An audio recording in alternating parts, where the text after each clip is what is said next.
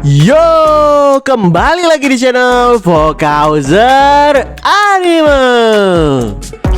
Jadi kali ini kita akan kembali ngelanjutin alur cerita dari Max Level Return ya guys ya. Namun sebelum kita memulai lebih lanjut lagi, bagi kawan-kawan yang mau traktirin kopi, maka link traktirannya ada di deskripsi di bawah. Oke lah, cerita tanpa berlama-lama lagi, langsung aja kita mulai alur cerita kali ini. Di part sebelumnya, di tengah intimidasi dari Guntover yang menuntut pengembalian dari Kelis, Kang Jin Hyuk berada di dalam situasi yang terjepit. Tanpa disangka, ancaman gak hanya datang dari depan matanya. Di lokasi yang lain, Maut justru mulai mengintai Andrea dan rekan-rekannya saat senjata pihak malaikat tiba-tiba turun untuk melakukan pemusnahan massal. Penyerangan yang terjadi nggak cuma di lantai 5. Di lantai 25 juga sama mengerikan keadaannya. Ngelihat banyak senjata malaikat melayang di langit, T-Bone bersama dengan semua familiar dari Jin Hyuk merasa tegang. Mereka sadar kalau saat ini adalah situasi yang sangat genting yang jauh melebihi apa yang bisa mereka hadapi. Tapi T-Bone yang pantang menyerah, dia pun bertekad harus melangkah jauh kali ini. Ini adalah takdir dari Kartuas, kata T-Bone yang udah memasuki robot mekanya. Dengan bantuan spirit Sylphie sebagai sayap, robot tengkorak itu terbang ke langit untuk bertarung dengan senjata malaikat. Kembali ke lantai 20, seiring notif bermunculan di sekitar Jin Hyuk, Guntover bilang sambil tersenyum licik. Jadi mungkin sekarang markasmu sedang dipenuhi dengan panggilan, bukan? Apa kau pernah dengar tentang Sentinel? Mereka lah yang menyelesaikan kotoran yang disisakan oleh para angel, dan aku meminjam tim pengintai dari para angel yang menjijikan itu. Dengan satu kata dariku, para Sentinel akan menghancurkan markasmu. Serahkan Kelis itu sekarang dan pergilah. Maka aku akan menarik perintah penyerangan itu. Bukannya gentar, Jin Hyuk malah ngejawab, hanya idiot yang percaya dengan janji dari demon. Bahkan jika aku menyerahkannya, kau juga akan memberikan perintahnya, bukan? Kenapa aku harus percaya dengan hal segila itu? Kata Jin Hyuk sembari mengaktifkan Glacier Spacing. Gak peduli dengan ucapan Slot yang bilang kalau Guntover mungkin aja berkata jujur, Jin Hyuk yang udah membuat palu es dari skillnya pun bilang, jika aku sesosok demon, aku akan berbohong dengan cara yang sama cuy. Itu adalah trik jadul. Tidak! Jerit Slot sambil menangis karena tanpa ampun Jin Hyuk mulai menghantamkan palu es itu ke Kelis of Antichrist sampai hancur berkeping-keping. Guntover yang ngelihat kehancuran Kelis itu sampai tercipta ledakan shockwave yang besar dan dia pun bilang, jadi kau sungguh melakukannya ya. Maka hanya ada satu hal yang tersisa, serang! Dengan satu perintah tersebut, seketika para Sentinel menembakkan energi mereka secara serentak dengan meledakkan markas Jin Hyuk di lantai 5 sekaligus juga lantai 25. Kelis yang mencoba meminimalisir dampak ledakan dengan skill barriernya pun bilang dalam hati, kontraktor, jadi ini kenapa kau mengirimkanku dan Frey kemari? Bahkan bagiku menghadapi makhluk lantai atas sebanyak ini udah berlebihan. Makanya Elis pun meminta Frey untuk melindungi Andrea karena sepertinya pihak musuh akan mengincar bos lantai 5-nya. Tapi Andrea malah merespon, enggak, tempat ini adalah wilayahku dan bosnya aku gak akan mundur. Kita akan bertarung bersama-sama, kata Andrea yang kini udah mengaktifkan mode Fox Spirit miliknya. Sementara itu di lantai 25, Yggdrasil bersama dengan anak-anaknya dan juga robot mecha dari T-Bone mencoba menyerang Sentinel sekuat tenaga. Tapi sayangnya nggak ada satupun serangan mereka yang mempan. Ya lihat itu, T-Bone pun yang berada di dalam kokpit robot bilang, mereka ini terbuat dari apa sih? Mereka bahkan nggak retak. Apa ini kekuatan dari makhluk lantai atas? Kita kembali ke lantai 20. Slot yang kini murka karena Kelis hancur gak bersisa memberikan perintah dengan keras. Semua Phantom, dengarkan aku. Hentikan semua tindakan dan berkumpul di lokasiku. Aku ulangi, segera berkumpul di lokasiku dan habisi penyusup itu. Sebagai pemimpin dari kultus Phantom, aku akan memberikan kalian perintah. Ngelihat pemimpin mereka banjir dengan air mata, tanpa ampun semua Phantom menyerbu secara serentak ke arah Jin Hyuk. Tapi dengan santainya Jin Hyuk menembak mereka dengan Demon Bullet satu persatu. Mereka semua berjatuhan terkena peluru Demon Bullet tersebut karena itu memang kelemahan fatal dari mereka. Sambil terus menembaki para Phantom tersebut, Jin Hyuk bilang dalam hati, sebaiknya aku mengurangi jumlah mereka sebanyak mungkin. Tapi kenapa masih belum ada tanda-tanda penyelamatan Paiden ya? Nyatanya, tempat di mana Paiden sedang dicari alias penjara bawah tanah, Teresa yang susah payah melawan Blood Lancer akibat lehernya dicekik sampai harus mengaktifkan Secret Purification untuk melukai sang musuh. Untungnya, Yusong turun tangan menendang Blood Lancer tersebut, sehingga Teresa pun terlepas dari cakikan lawannya itu.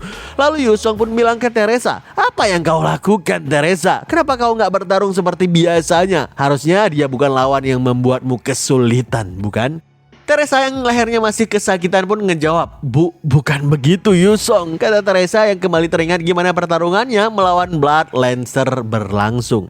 Waktu itu Blood Lancer bangkit dari serangan Teresa. Dia mengerahkan stance tombak sambil memutar senjatanya dengan pergerakan yang unik. Usai ngelihat beberapa saat, mata Teresa pun terbuka dengan lebarnya karena dia pernah melihat teknik putaran tombak itu sebelumnya. Pastinya sesudah Teresa cerita, Yusong pun ikutan kaget luar biasa. Sebentar, maksudmu dia itu? Teresa merespon, ya, Blood Lancer itu adalah Paiden yang kita cari. Yusong gak menyangka Paiden udah dimutasi oleh musuh menggunakan Blood Barrier Necromancy, sehingga kini Yusong paham kenapa Teresa gak bisa menghabisinya. Saat Yusong berinisiatif melakukan serangan, Teresa malah bilang, jangan! Saat aku menggunakan Divine Power sebagian armornya lepas, pasti ada cara untuk menyelamatkannya. Kita harus menangkapnya hidup-hidup. Mendengarkan itu, Yusong pun lanjut menerjang sembari bilang, akan ku coba, tapi aku gak janji tubuhnya akan tetap utuh. Seiring tombak Blood Lancer dan juga pedang Yusong beradu, suara dentingan besi pertarungan mereka terdengar oleh dua prajurit Phantom di luar penjara. Karena itu mereka pun menduga kalau ini adalah jebakan yang dibicarakan oleh Mongma. Saat salah satunya kebingungan apa yang harus dilakukan pada orang yang baru aja mereka tangkap, rekannya pun bilang, terserah, lempar aja mereka ke bawah. Mereka juga nggak akan bisa bangun lagi sampai teknik pemimpin kultus berakhir, kata si kawan itu sambil ngelihat orang yang mereka tangkap, yang ternyata terdiri dari Maria, Wolyong, dan juga Dark Emperor.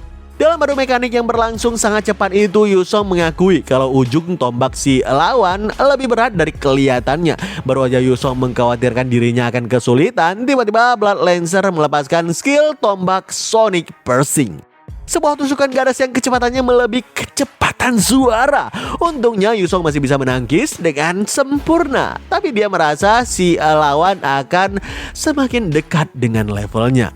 Nggak mau Yusong bertarung sendirian aja, tiba-tiba Teresa mengaktifkan skill Blazing of Star, sebuah pilar cahaya yang muncul dari sekitar Blood Lancer yang membuat dia menjerit histeris kesakitan dan sedikit melepaskan armornya sehingga terlihatlah wajah Paiden di sana. Ngeliat itu, Black Teresa pun mengkritik ego utamanya karena udah salah menduga. Menurutnya, Divine Power nggak cuma melepaskan armor dari tubuh Paiden, tapi juga sangat menyakitinya. Makanya Black Teresa pun bilang ke ego utama, sebaiknya kau habisi dia saja. Dia udah menjadi makhluk yang paling dia benci di tower ini. Malahan dia mungkin memang ingin hidupnya diakhiri sekarang. Enggak, meski samar aku bisa merasakannya. Paiden masih ada di sana, kata Teresa menolak saran dari alter egonya. Dan tiba-tiba Teresa pun tersentak karena tubuh Maria dilempar ke dalam penjara secara mendadak. Ngeliat itu, pikiran Blood Lancer pun bergejolak. Otaknya mulai disistem untuk menghabisi penyusup manapun yang masuk ke dalam penjara bawah tanah. Makanya dengan sekuat tenaga, Blood Lancer menerjang ke arah tubuh Maria yang tergeletak di pintu masuk penjara itu. Tapi Teresa dan Yusong berusaha untuk menahan serangan tersebut dan memberikan counter yang bisa juga dihindari dengan melompat tinggi-tinggi untuk melepaskan jumping thrust secara full power oleh Blood Lancer. Memang tusukan itu masih mampu Teresa tangkis dengan perisainya, tapi Blood Lancer langsung menghempaskan perisai Teresa menggunakan tangan, hingga dia pun bersiap untuk melepaskan tusukan tombak eksekusi kepada Maria yang masih tertidur di lantai. Seiring tombak Bloodlancer nyaris menembus kepala Maria yang membuat Teresa panik setengah mati, tiba-tiba Black Teresa bilang kepada si Teresa, "Sekarang apa yang akan kau lakukan? Tinggal katakan aja dan aku akan membantumu. Aku akan mengambil alih untuk melakukan tugas itu. Serahkan hal-hal yang berat kepadaku," kata Black Teresa sambil menjulurkan tangannya, yang artinya mungkin untuk urusan menghabisi biar dia aja yang menanganinya. Namun di dalam alam bawah sadar, Teresa malah ngejawab, "Terima kasih tawarannya, Nona. Aku sungguh baik-baik aja kok. Jin Hyuk pernah bilang kepadaku, selama orang-orang bisa masuk dan keluar dari Tower of Trial, hal-hal seperti ini akan selalu datang. Kalau aku nggak bisa menahan hal seperti ini, aku nggak akan bisa naik memanjat tower lebih tinggi dengan yang lainnya. Aku masih belum dapat jawaban sempurna soal cara menahannya. Tapi satu hal yang pasti, aku ingin melindungi orang yang kusayangi, sekalipun aku harus menebas orang lain," kata Teresa yang membuat si Black Teresa tersenyum. Dan dia pun bersedia untuk segera melepaskan ayunan pedang terbaik demi menyelamatkan Maria. Kita kembali ke Jin Hyuk. Selagi Jin Hyuk terus menembaki para Phantom dengan Demon Bullet, si Slot yang tubuhnya membesar mengaktifkan Step of Slot guna menidurkan Jin Hyuk. Sayangnya itu juga sia-sia karena Jin Hyuk punya skill Nihilims yang bisa meng-cancel skill apapun. Alhasil, Slot yang skillnya tercancel tubuhnya kembali mengecil dan jatuh ke bawah dengan kepala duluan yang membentur tanah. Slot yang panik pun bilang dalam hati, "Gak mungkin, dia menyapu bersih pasukan Phantomku seperti sedang menyapu lantai. Jangankan Saints, justru dia ancaman yang sebenarnya." Selain itu dia juga gak merasa tegang sedikit pun saat melawan bos lantai sepertiku. Sial, kalau begitu apapun caranya aku harus mengeluarkan dia dari sini. Makanya Slot pun kini memakai jurus bacotnya. "Hei, kau yakin gak ada masalah? Maksudku, kau sekarang sedang melawanku di sini. Tapi selagi kita berbicara, markas kalian kan sedang dihancurkan oleh para sentinel. Mana mungkin gerombolan monster biasa di lantai tengah bisa menghentikan serangan kumpulan sentinel itu. Apa nggak sebaiknya kau kembali dan periksa keadaan? Di levelmu sekarang paling enggak kau bisa menyelamatkan salah satu markasmu itu." Mendengarkan itu, Jin Hyuk yang terus menembak menjawab sambil tersenyum, "Oh, itu yang kau khawatirkan dari tadi. Kau sungguh mengira aku akan duduk diam dan menyaksikan markasku hancur?" Siapa sangka selagi situasi genting terjadi, ternyata Jin Hyuk meminta bantuan kepada Dewa Ragnarok yang menghuni lantai atas, Thor dan juga Loki. Thor untuk lantai 25 sedangkan Loki untuk lantai 5. Kehadiran mereka berdua membuat rekan-rekan Jin Hyuk pada tercengang semuanya karena mereka adalah sosok divine lantai atas. Gak lupa Jin Hyuk juga bilang kepada Slot, "Mungkin karena aku tumbuh dalam keadaan kekurangan, aku jadi gak suka kalau ada orang yang menyentuh sesuatu yang udah menjadi milikku." Seiring Loki mengaktifkan skill Trick of Fate yang meledakkan para sentinel sampai hancur berkeping-keping, Alice yang masih terpana pun bilang, "Dewa yang lebih tinggi turun langsung ke lantai tengah. Kalau sampai begitu dia pasti udah menghabisi segunung persembahan, bukan?" Loki pun tersenyum dan bilang, "Kami udah membuat kesepakatan." Ya, sebelum Jin Hyuk berpisah dengan dua Dewa Ragnarok sebelumnya, dia sempat cerita kepada mereka berdua kalau nggak lama lagi bajingan lantai atas yang mengincar markasnya akan muncul. Dan saat itu terjadi, Jin Hyuk meminta kepada mereka untuk membantunya, dan sebagai gantinya dia akan membantu mereka juga. Lalu bantuan itu adalah janji kepastian kalau Yggdrasil Asgard yang hancur bisa dipulihkan kembali nanti. Thor sendiri mengerahkan tenaga petirnya di lantai 25 dan dia bilang dengan lantang, kalau ada secercah harapan untuk membangkitkan Yggdrasil, hal seperti ini nggak seberapa, teriak Thor yang kemudian melepaskan skill Thunderclap, teknik petir level dewa yang menghancurkan semua sentinel di sana sampai lenyap tak bersisa.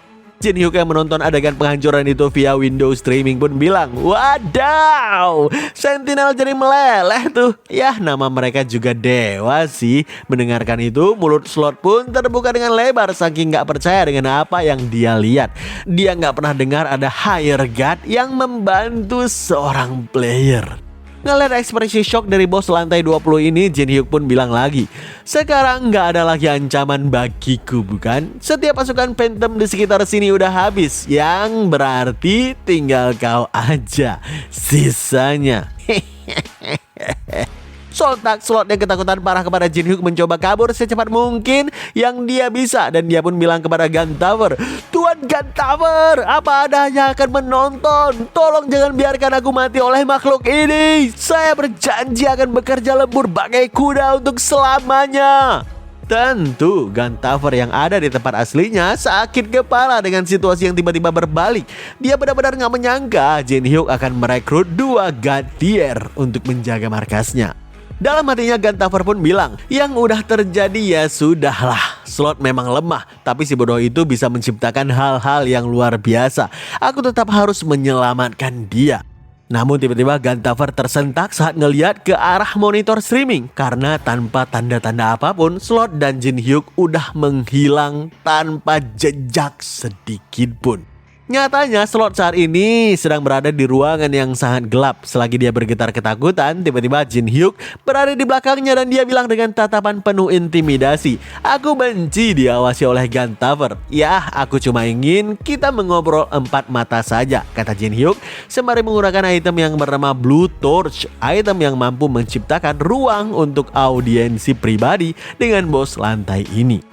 Slot yang dari tadi ketakutan kepada Jin Hyuk tiba-tiba dapat ide kalau dia mati maka dia nggak perlu melakukan apapun. Makanya dengan wajah antusias dia meminta Jin Hyuk segera menghabisinya agar terbebas dari penderitaan pekerjaan. Tapi Jin Hyuk malah bilang yang membuat Slot kaget, "Membebaskanmu? Astaga naga, aku datang cuma untuk berbicara denganmu loh. Ngapain aku menghabisimu? Dan juga kalau kau mati, kau akan berubah menjadi Phantom, lalu bekerja untuk Demon King di neraka selamanya. Kenapa aku mau melakukan itu? Dan apa kau juga mau melakukan itu?" "Hah? Apa maksudmu dengan itu?" tanya Slot kebingungan. Sambil menunjukkan dokumen di tangannya, Jin Hyuk ngejawab, Guntower gak memberitahukanmu dengan jelas toh. Itu adalah efek dari Contract of Subjection yang kau tanda tangani bersamanya. Pancarkan aja sinar ke kontrak ini dan ketentuan juga akan muncul setelahnya. Kau lihat aja sendiri. Aku paham kalau kau butuh dukungan untuk menciptakan Kelis, tapi kau sungguh harus membaca kontrak itu dengan hati-hati loh sebelum melakukan semuanya. Usai membaca detail kontrak tersebut, Slot yang panik langsung berkucuran keringat dingin dan segera minta ampun agar dirinya dibiarkan hidup. Dia nggak mau mati karena kalau dia mati dia harus bekerja selamanya kepada Demon King.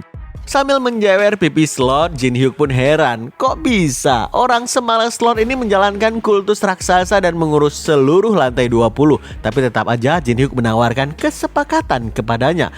"Bekerjalah untukku. Akan kupastikan agar kau gak perlu mengangkat satupun jarimu. Untuk waktu yang sangat lama tentunya," kata Jin Hyuk sambil tersenyum. Tapi Slot yang kesakitan kena jewer langsung membalas, "Jika kau sungguh paham dengan kontrak itu, maka kau udah tahu tanpa persetujuan dari Guntower kau nggak akan bisa membatalkan kontraknya. Dan asal kau tahu juga, aku adalah orang yang menjebak Saintes di bawah perintah Guntower. Apa orang sepertiku bisa dipercayai?" Tiba-tiba Jin Hyuk mengaktifkan Ancient Rune-nya untuk membatalkan Contract of Subjection pada Slot secara paksa. Hal ini bisa terjadi karena perapalnya atau si Guntower itu sendiri gak bisa ikut campur saat ini. Berhubung Slot berada pada dimensi yang berbeda, dimensi khusus yang diciptakan oleh Blue Torch. Kepada Slot yang kaget kontraknya dengan Guntower udah batal, Jin Hyuk pun bilang, "Aku gak peduli mengenai apa rencanamu pada Teresa. Dia punya pengawal yang gila total melekat dengannya. Terakhir, soal urusan kepercayaan, aku punya cara bagus untuk itu. Jadi jangan khawatirkan itu." Kata Jin Hyuk sambil mengaktifkan skill andalannya yaitu Brain of Tribulation atau skill budak. Dengan kini Slot menjadi budak baru dari Jin Hyuk, maka efek dari Step of Slot langsung memudar. Otomatis Maria pun terbangun dari tidurnya. Namun tiba-tiba dia tersentak ngeliat di depannya ada Paiden dalam balutan armor jahat berdiri di hadapan Teresa. Teresa sendiri yang saat ini memasang wajahnya yang kaget. Dia teringat dengan pembicaraan yang sebelumnya yang mengatakan kalau berhati-hatilah dengan Sword Sen Chun Yusong. Yang dia pikirkan hanyalah menghadapi lawan yang kuat. Dia itu penggila pertarungan. Itulah hal yang sering dikatakan orang-orang kepadaku mengenaimu, Yusong. Kurasa mereka nggak mengerti. Meski Jin Hyuk terus membuatmu kesulitan, saat memang dibutuhkan, dia selalu datang membantu, kata Teresa. Waktu itu yang teringat kalau Yusong sering mengancam Jin Hyuk dengan pedangnya. Mendengar Yusong bilang kalau dia melakukan semua itu agar memastikan Jin Hyuk mau menerima duel dengannya suatu hari nanti, Teresa cuma bisa tertawa kecil. Menurutnya, rumor yang bilang kalau Yusong penggila pertarungan itu nggak benar. Sambil tersenyum lebar, Teresa bilang, karena aku udah melalui banyak hal bersamamu, Yusong. Aku cukup banyak tahu kalau kau bukan orang yang hanya hidup demi pedang dan pertumpahan darah. Sebenarnya, kamu adalah orang yang cukup baik, Yusong. Siapa sangka ucapan itu sangat berbeda dengan realita yang Teresa lihat saat ini. Nyatanya Yusong menebas Paiden tanpa keraguan hingga lehernya terputus dan copot di hadapan anggota guildnya sendiri. Berhubung pedang Yusong berlumuran darah, seorang anggota cewek dari Guild Olympus langsung menuduhnya sebagai pembunuh Paiden. Berkali-kali si cewek itu melepaskan sumpah serapahnya kalau Yusong akan membayar mahal atas kematian Paiden ini. Kita kembali ke area di mana Slot tiba-tiba menghilang dari pandangan para bawahannya, termasuk dari pandangan Gantaver juga. Gantaver yang menyaksikan via monitor merasa begitu heran karena dia udah mencari ke berbagai tempat di lantai 20 dengan autoritinya, tapi tetap aja dia nggak bisa menemukan Slot ataupun Kang Jin Hyuk. Di tengah kebingungan itu, tiba-tiba Gantaver tersentak ketika Jin Hyuk dan Slot muncul kembali secara mendadak. Spontan, Slot langsung melakukan ritual pelepasan, sehingga kultus Phantomnya melepaskan kendali atas lantai 20. Diikuti juga dengan kultus Phantom yang bersumpah setia kepada faksi Veteran Company. Atas kejadian tersebut, Veteran Company pun berubah statusnya dari ukuran menengah menjadi sebuah faksi besar. Otomatis syarat penyelesaian lantai ke-20 berupa menghancurkan faksi terbesar langsung terpenuhi. Ngelihat itu, Gantaver pun murka parah dan dia bilang dengan lantang, "Apa? Bajingan Slot, beraninya kau mengkhianatiku?" jerit Gantaver sambil mengaktifkan Contract of Subjection. Tapi sayang skillnya langsung gagal total karena sasaran kontrak gak ditemukan. Kepada Gantaver yang kaget kontraknya terbakar, Slot yang berada di bawah pengaruh Brand of Tribulation pun bilang, "Gantaver, dasar iblis penipu, bekerja denganmu adalah siksaan. Jadi mari jangan bertemu lagi di lain waktu." Jin Hyuk pun ikutan ngomporin dan dia bilang, "Aku tahu kalau kau menyaksikannya, Gantaver. Seluruh lantai 20 yang kau investasikan sekarang menjadi milikku. Awalnya aku hanya ingin menyelesaikan lantai ini, tapi kau duluan yang mengusik orang-orangku. Ingat ini baik-baik, sentuh orang-orangku maka aku akan membalaskannya berkali-kali lipat. Jika kau nggak suka, datang kemari. Aku rasa kau nggak bisa ya. Tapi Feril bisa tuh. Ya meskipun cukup mahal sih biayanya." Sontak Feril yang ikutan nonton langsung ketawa ngakak dan dia bilang, "Dia menyebutkan namaku." Rasakan itu, Gantaver. Pastinya Gantaver gak sanggup menahan murkanya sedikit pun. Usai meledakkan aura kemarahannya, dia pun berniat mau turun ke lantai 20 sekarang juga. Tapi bawahannya langsung menahannya keras-keras karena biaya yang dikeluarkannya ini terlalu besar untuk dia bisa turun ke lantai 20 sana. Pada akhirnya, infansi Sentinel lantai atas berhasil diusir berkat bantuan Loki dan juga Thor. Pihak Jin Hyuk mendapatkan kendali atas lantai 20 dan dipromosikan menjadi faksi besar. Dan juga Jin Hyuk merekrut Slot dari Seven Deadly Sin untuk mengurus lantai 20 menggantikannya. Selain itu, berkat menyelesaikan lantai 20 sendirian, perk monopoli pun aktif sehingga hadiah yang Jin Hyuk dapatkan dikali 2. Jin Hyuk yang sekarang berbaring santuy di atas tumpukan harta dan dia bilang dalam hati, "Jika ini bukan kemenangan sempurna, lalu apa lagi?" Sayang kemenangannya harus ternodai karena setelahnya Jin Hyuk mendapatkan kabar langsung dari Teresa kalau Yusong udah ditangkap atas pembunuhan Paiden Dan, wakil master dari Guild Olympus. Selepas menyelesaikan lantai 20, Jin Hyuk pun segera mendatangi Giant Citadel di lantai 25 untuk mengucapkan terima kasih kepada Thor dan juga Loki yang udah membantunya. Mendengar Thor nanya apa Jin Hyuk udah menemukan cara untuk memulihkan Yggdrasil, Jin Hyuk pun ngejawab, "Tentu aja, aku akan pergi menuju ke lantai 23 untuk mengambil Sun Spring Water. Itu adalah mata air yang bisa memulihkan bibit Might Great seperti World 3, tapi itu aja memang belum cukup. Selagi aku mencarinya, aku butuh agar kalian berdua mengumpulkan kepingan Yggdrasil yang tersisa sebanyak mungkin. Dengan begitu barulah kita bisa menumbuhkan lagi World 3 kalian itu, kata Jin Hyuk yang langsung diiyakan oleh dua dewa Ragnarok tersebut. Selepas dua dewa itu pamit, Alice yang merasa heran mendekati Jin Hyuk dan dia bilang, kau cukup lunak dengan para dewa yang kehilangan rumah mereka. Tapi saat tadi Saintes sedang kalut, kau bahkan gak berkedip. Kenapa kau memperlakukan penghuni tower lebih baik dibandingkan perlakuanmu kepada manusia? Oh ya, benarkah? Kalau itu perkara Yusong, ya biasanya aku akan meninggalkannya supaya dia mengurus masalahnya sendiri sih. Tapi kali ini, ku rasa itu nggak bisa dibiarkan, kata Jin Hyuk yang sepertinya udah punya rencana khusus. Nggak berselang lama, di asosiasi Awakener Korea, terlihat para player udah mulai gak sabaran menunggu Yusong yang belum juga datang. Salah satu yang paling ngomporin kesalahan Yusong adalah Hong Deokpyo, Guild Master dari Black Cloud. Master Hong bilang, kenyataan bahwa kalian gagal menahannya tepat di portal adalah kesalahan sebenarnya. Seharusnya kalian mengumpulkan semua top ranker dan menyeretnya dengan paksa, kata Master Hong, yang kemudian menenangkan si cewek Guild Olympus yang sebelumnya melepaskan sumpah serapah kepada Yusong di penjara bawah tanah.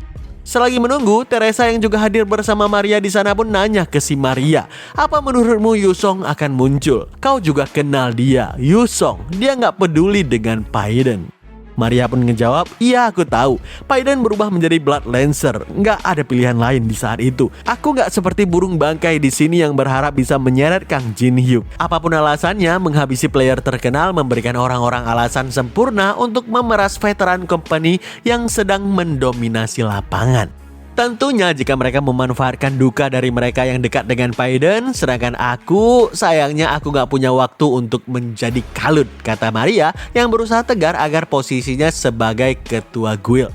Akhirnya Yusong pun tiba di aula pertemuan asosiasi, di mana setiap langkahnya menuju ke podium banyak player yang sangat membencinya dan ngeliatnya. Setidaknya di atas podium gak lupa ketua asosiasi berterima kasih kepada Yusong karena udah bersedia datang dengan sendirinya. Usai berdiri di atas mimbar, Yusong pun mulai berbicara dan dia bilang, aku di sini yang seperti kalian mau. Jika ada pertanyaan, tanyakan aja. Pastinya pertanyaan pertama adalah apakah Yusong punya pembelaan terhadap tuduhan pembunuhannya terhadap wakil ketua dari Guild Olympus. Yusong ngejawab tanpa keraguan, benar, aku yang menghabisinya. Tapi itu setelah dia berubah menjadi Blood Lancer via necromancy. Atas permintaan player Teresa, aku berusaha menangkapnya hidup-hidup agar bisa diobati. Tapi Paiden kehilangan kesadarannya dan berusaha menghabisi Maria serta semua yang ada di sana. Jadi aku menilainya berbahaya, makanya aku menghabisinya di saat itu. Apa kalian masih perlu penjelasan yang lain? Spontan beberapa player yang lain pun protes keras. Salah satu dari mereka bilang, gimana Yusong yakin kalau perubahannya nggak bisa dibatalkan? Terus bukankah motif pembunuhan ini karena veteran company tempat Yusong berada mau memonopoli sumber daya dengan menghabisi saingan lalu mencuci tangan? Ujung-ujungnya mereka yang dengki mau Yusong panggil Jin Hyuk untuk menjelaskan semuanya. Selagi seluruh aula makin ribut menyalahkan Yusong, Teresa yang merasa bersalah bilang dalam hati, semua tuduhan kepada Yusong ini harusnya diarahkan kepadaku. Jika aja aku lebih cepat, kalau aja aku lebih kuat lagi.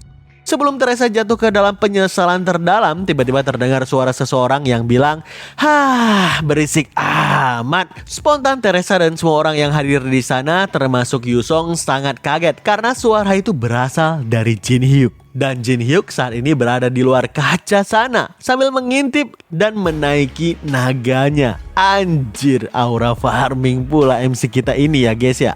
Usai Alice melubangi kaca aula, Jin Hyuk yang masuk dan langsung berdiri di podium dan bilang ke seluruh hadirin di sana, aku udah mendengarkan semuanya. Sungguh sangat disayangkan, player berharga lain kehilangan nyawa mereka dikarenakan insiden tragis. Insiden? Jelas-jelas ini adalah pembunuhan, teriak Master Hong gak terima. Jin Hyuk pun ngejawab, Nah, sebaiknya jangan berkata omong kosong terlebih dahulu, oke? Aku tahu bukan itu tujuan kalian datang kemari. Dari semua orang yang ada di sini, berapa banyak yang sungguh peduli soal keadilan, hah? Bukankah kalian datang hanya untuk memeras sesuatu dari situasi ini? Jadi, gini aja. Sebagai kompensasi atas insiden ini, aku akan membuka seluruh lantai 20 untuk semua orang. Semua tambang Magic Stone akan terbuka penuh. Ini akan sangat menguntungkan umat manusia secara keseluruhan. Presiden Hang Sajin, aku akan memberikanmu kuasa untuk mengatur kontrak pertambangan. Semua biaya yang muncul bisa diberikan kepada asosiasi nantinya. Hari ini kalian semua beruntung mendapatkan akses kepada Magic Stone dalam jumlah yang sangat besar. Apa kalian tahu seberapa langka kesempatan ini? Ya tentu saja kontraknya siapa cepat dia dapat, kata Jin Hyuk seiring Alice melemparkan setumpuk kertas kontrak ke depan podium dan mencerai-beraikannya di sana agar mereka semua berebutan untuk mengambilnya. Ngelihat itu Master Hong langsung tercengang kehilangan kata-kata dan player lainnya yang tadinya menuntut Yu Song malah berubah sikap pada rebutan kertas kontrak itu semuanya. Selagi situasi di aula udah berbalik arah, Jin Hyuk pun mengajak Teresa dan Yu Song cabut dari sana karena sidang udah selesai. Tapi sebelum Jin Hyuk melangkahkan kakinya, tiba-tiba cewek Olympus pun bilang dengan tegas, "Tunggu, kau akan mengakhirinya seperti ini?" Sword Side menghabisi Paiden. Apa keadilan gak ada artinya bagimu? Jin Hyuk pun ngejawab, keadilan katamu. Setelah semua yang kau saksikan selama persidangan, apa kau masih belum paham? Keadilan kehilangan maknanya begitu ketamakan di baliknya terungkap, kata Jin Hyuk yang membuat si cewek itu terdiam mematung 1000 bahasa. Setelah Jin Hyuk cabut bersama dengan Teresa dan Yu Song sambil menaiki Nagamonnya, saat Teresa nanya apa ini beneran baik-baik aja, mengakhirinya dengan cara seperti ini. Jin Hyuk pun menjelaskan prinsip yang dia pegang teguh selama ini. Apa kau masih ingat yang kukatakan terakhir kalinya? Kalau kita punya kesempatan tertinggi untuk meraih lantai teratas tower, jika kita nggak menaklukkannya, dunia juga akan berakhir. Jadi jawabannya sederhana, gak peduli apapun bentuknya, kita mendukung satu sama lain. Sampai tiba harinya kita menaklukkan lantai teratas tower ini, kata Jin Hyuk penuh keyakinan seiring naganya melaju dengan kencang demi menjemput kemenangan yang pasti akan dia genggam di sana.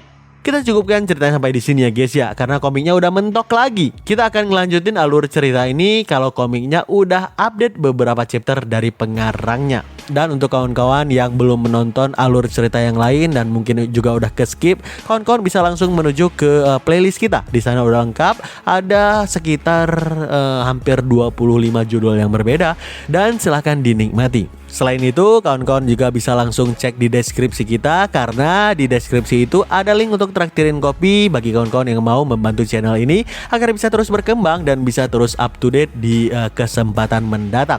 Oke lah, kita akan bertemu di video selanjutnya. Stay terus di channel Fokuser Anime dan stay update.